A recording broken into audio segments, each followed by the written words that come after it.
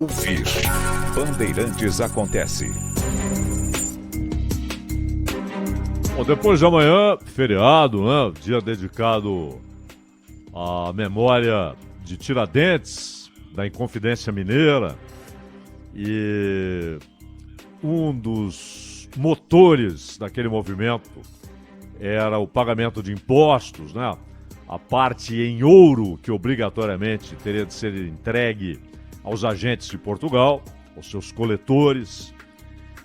E hoje o brasileiro paga muito mais em termos proporcionais do que pagava na época.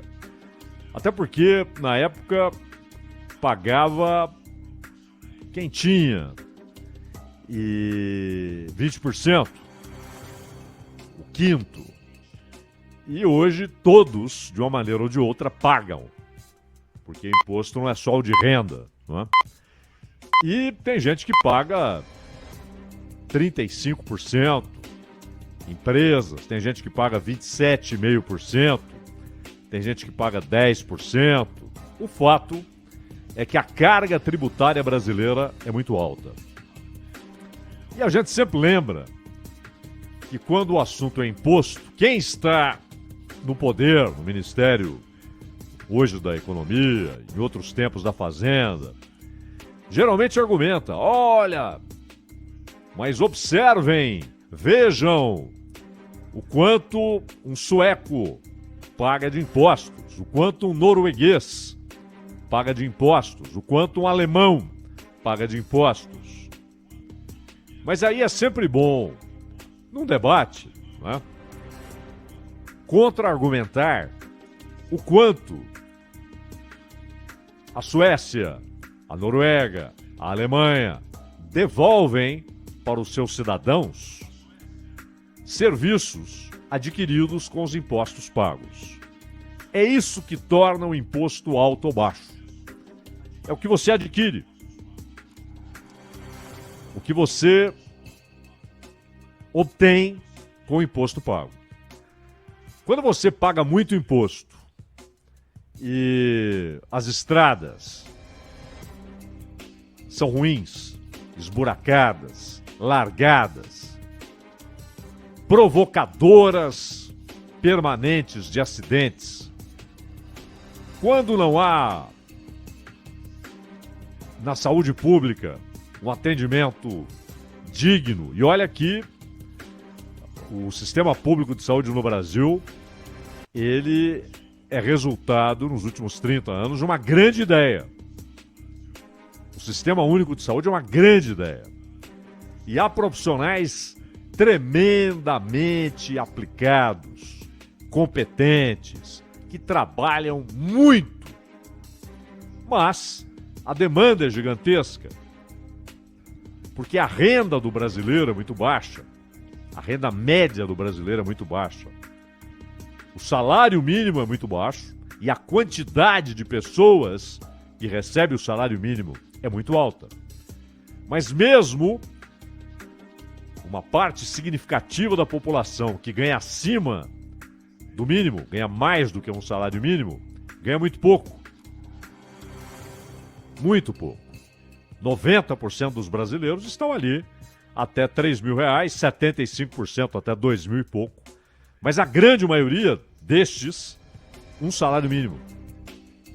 A renda no Brasil é baixíssima.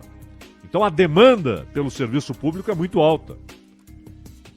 E aí você tem um risco permanente de colapso pela dificuldade de atender demanda tão alta.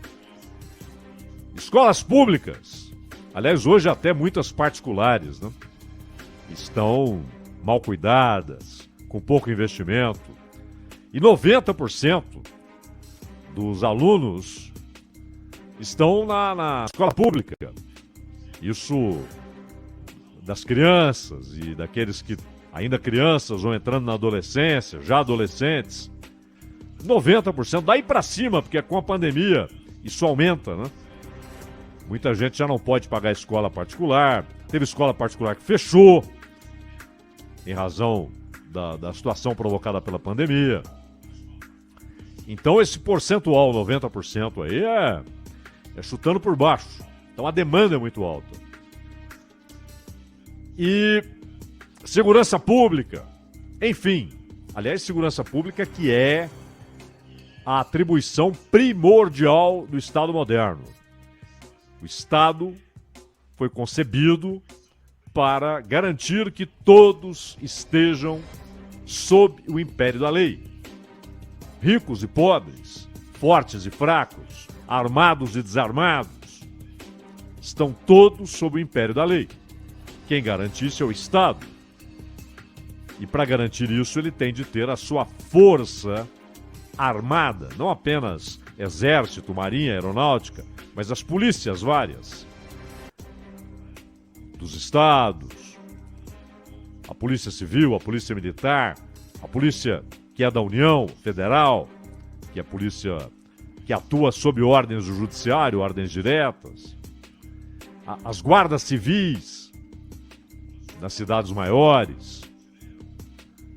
E o Estado brasileiro falha miseravelmente nessa função primordial, nessa atribuição primordial que a sociedade conferiu ao Estado, aquele que deve garantir que o forte não vai oprimir o fraco, não vai se impor ao fraco, não vai tomar do fraco, porque entre eles há a lei, ao Estado, que o rico não vai tomar daquele que já tem pouco, porque o rico tem recursos, tem sua própria força. Entre eles está o Estado, que deve garantir que um não oprima o outro, não roube do outro. E o Estado brasileiro, que falha miseravelmente na sua função primordial, falha em todas as outras. E aí o brasileiro, claro, com todo o direito, pergunta: mas é falta de dinheiro? É falta de grana? A União, os estados, os municípios não têm recursos para cumprirem suas funções básicas, elementares?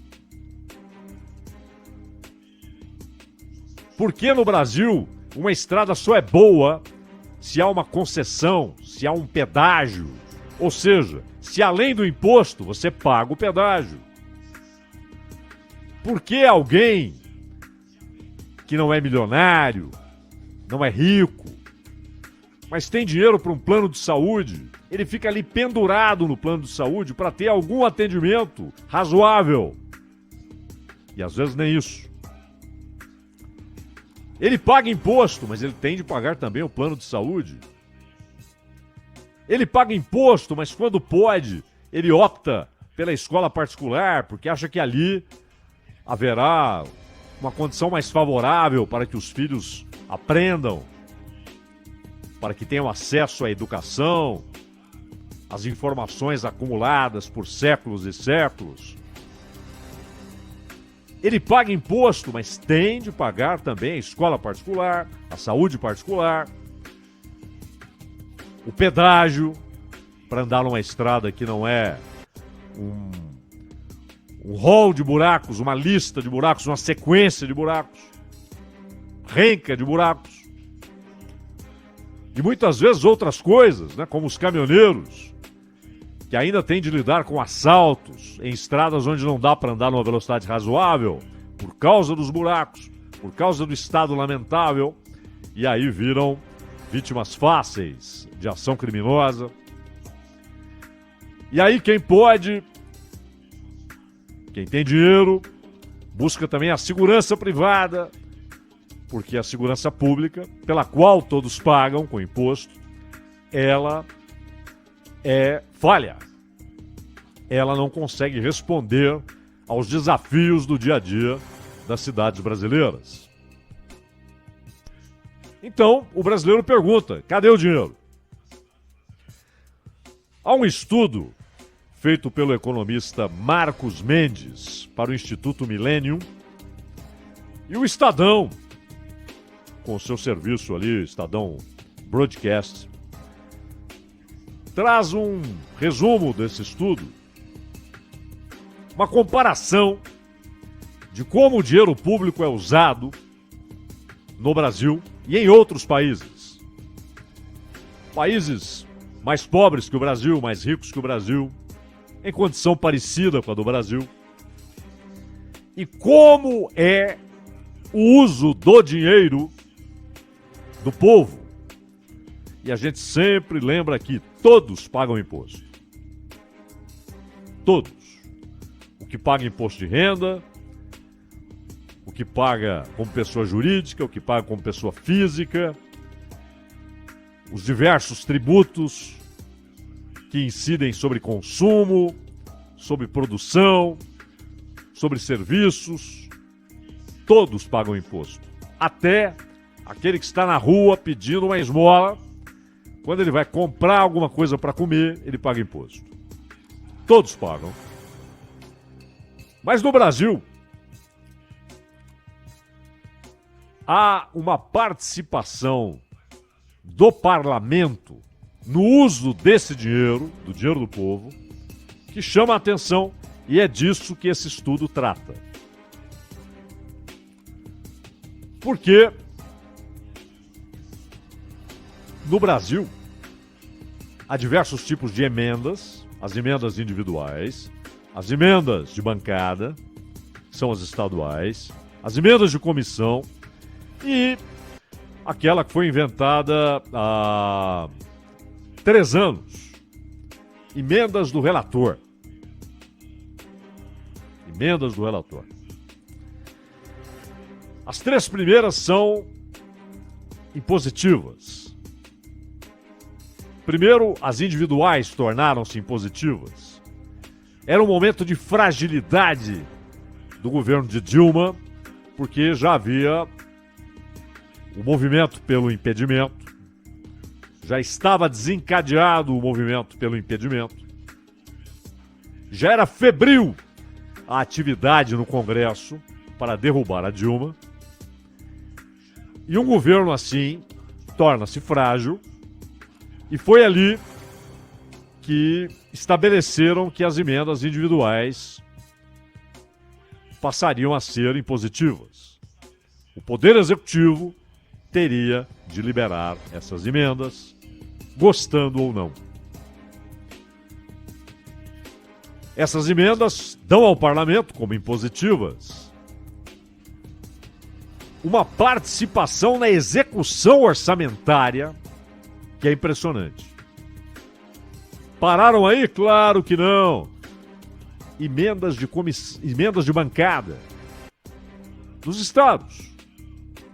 Porque no Brasil temos também essa peculiaridade, né? Bancadas informais e que são reconhecidas depois formalmente, com gente de diversos partidos, formando uma bancada porque aqueles são de um estado específico.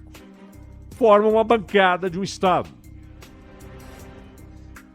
E passam a ter o direito, não apenas às emendas, mas à obrigatoriedade de o executivo liberar a verba determinada nessas emendas. As de comissão, que são ali muito menores. Mas inventaram então emendas do relator, onde as exigências constitucionais de transparência, publicidade, fiscalização são sonegadas, são colocadas para escanteio. Há quase um deboche em relação a essas exigências de transparência, publicidade e fiscalização. Porque não tem jeito. É dinheiro do povo. Cada centavo tem de ser usado com transparência, com publicidade. Está saindo daqui, vai para lá, para obra tal, solicitada pelo parlamentar tal, e será usada para um posto de saúde, para um hospital, para um centro esportivo, um centro comunitário, uma escola.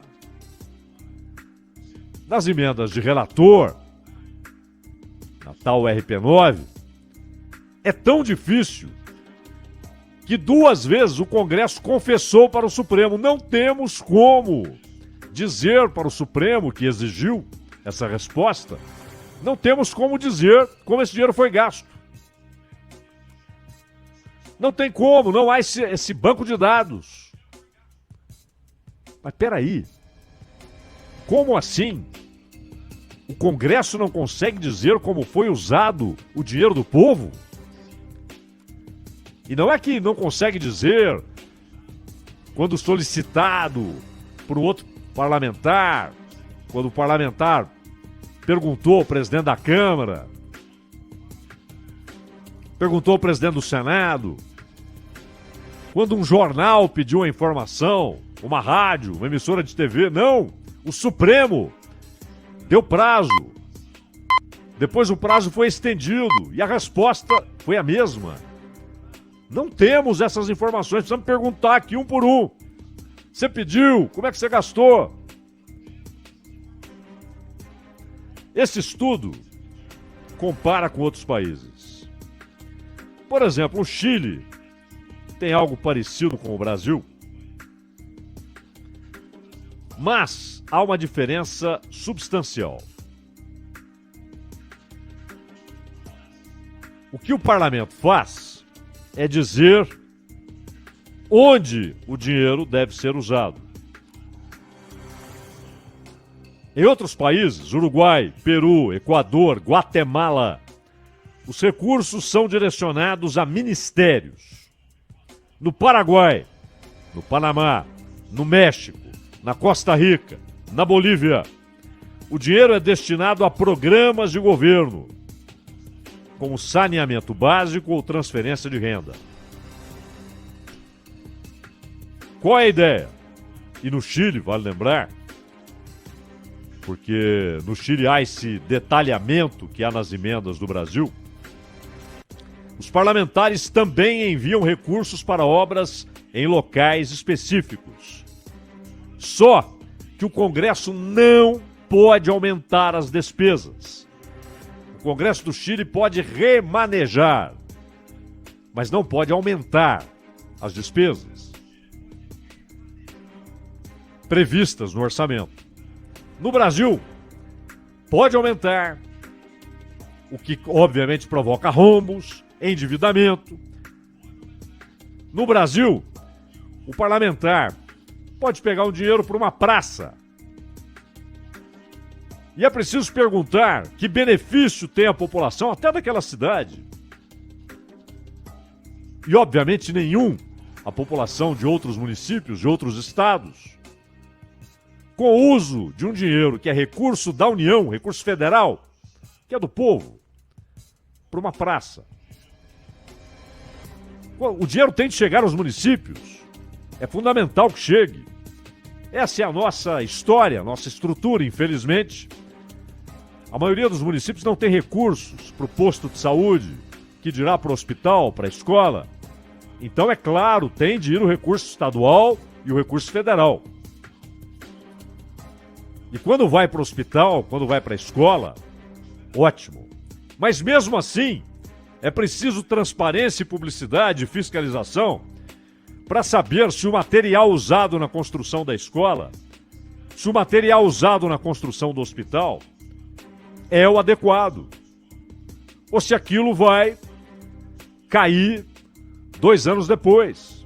Se vai ruir 3 anos depois.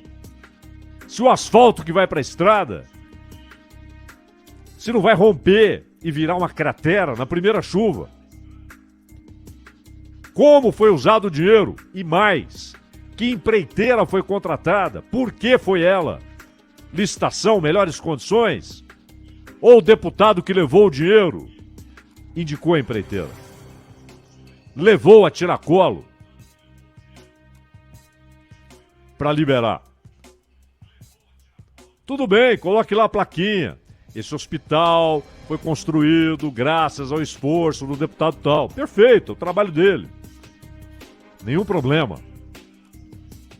Mas é preciso garantir a transparência, a publicidade e a fiscalização. E é claro que emenda de relator só vai crescer. Porque é óbvio que grande parte do parlamento prefere esse mecanismo. Mas há um outro problema nas emendas de relator. A possibilidade de critério político para a distribuição do dinheiro. O que não existe nos outros tipos de emenda. Mas há um problema que não é só da emenda de relator, onde falta transparência, publicidade e condições de fiscalização. Há um problema comum a todas essas possibilidades, esses mecanismos de emenda. Eles vão aumentando o rombo. E agora nós temos um fenômeno ainda mais grave. Quem está carimbando execução orçamentária não é o ministro da Economia. Mas é em cima do ministro da Economia que cairão as críticas pelo aumento do rombo, pelo aumento do endividamento. Mas quem está carimbando é o ministro-chefe da Casa Civil, Ciro Nogueira. Não é o Paulo Guedes. Ou seja, o governo que perdeu o controle de fato do orçamento, com as emendas, que foram tornando-se obrigatórias. Ele não tem escolha. Antes, podia, não vou liberar, segura aí. Tornaram-se impositivas. Aliás, eu me lembro de Antônio Carlos Magalhães, não o neto, não, o avô, que já defendia a imposição das emendas e um orçamento impositivo. No Brasil, muitas vezes é uma peça de ficção, porque você monta o orçamento com base em receitas e despesas que muitas vezes são completamente diferentes daquelas imaginadas. Arrecada-se menos ou arrecada-se mais. De repente, o governo ganha uma ação contra uma empresa, uma corporação gigantesca. Entram R$1 bilhão. Aconteceu com Minas Gerais, num processo que foi movido há anos. De repente entra um dinheiro inesperado. Mas também, muitas vezes, o que é esperado não entra. A arrecadação é menor. Vem um vírus e derruba a arrecadação. Vem uma seca e derruba a arrecadação. Vem uma crise internacional e derruba a arrecadação. Ou vem um evento que aumenta a arrecadação. Ou vem outro que aumenta a despesa. Então é claro que é uma peça de ficção. É uma idealização do orçamento. Mas o governo perdeu isso. Quem faz o orçamento hoje é o Congresso. O que restava ao governo? Execução orçamentária. Só que agora, a execução orçamentária também está nas mãos do parlamento. Não só diretamente, principalmente com as emendas de relator, mas com o controle da execução orçamentária por um ministro, que na verdade é um presidente de partido, que é o PP, que é líder, um dos líderes dessa abstração jurídica, mas uma realidade no voto, que é o Centrão, que é o Ciro Nogueira. E se não mudarem isso, só vai piorar. Só vai piorar. Esse roubo vai crescer, porque não há compromisso de fato, a não ser de um grupo que se preocupa com as condições dos cofres públicos, com o equilíbrio fiscal. Mas a grande maioria sabe que quanto mais gastar, mais popular se tornará, mais chances de ser reeleito terá, porque terá mais votos. E dane-se o equilíbrio fiscal. Só que essa conta não é paga pelo ministro da Economia, pelo presidente da República, pelo ministro disso ou daquilo. Quem paga é, obviamente, quem precisa do serviço público. Quem precisa da estrada federal em boas condições. De um hospital público que consiga oferecer um atendimento digno, decente e na hora certa. Escola pública que ofereça aos alunos as condições ideais, ou pelo menos adequadas, de aprendizado, que garanta salário decente aos professores, aos profissionais da saúde. Segurança pública. Então, quem mais precisa é que vai pagar ainda mais pelo aumento do rombo. Porque virou um festival de gastança, de festança com o dinheiro do povo. Ronald. Este é o Bandeirantes Acontece. Obrigado por estar conosco, pela sua participação e por estar conosco nas redes sociais, multiplicando além do dial da Rádio Bandeirantes o sinal e de tudo aquilo que a gente fala ao longo da nossa programação. Esse conteúdo que você acabou de ouvir, ou talvez tenha ouvido pela metade, você pode ouvir na íntegra, com os acessos que a gente possibilita a você no site radiobandeirantes.com.br e em todos os agregadores de podcast. É o podcast Entendendo a Notícia. Rede Bandeirantes de Rádio. Bandeirantes Acontece.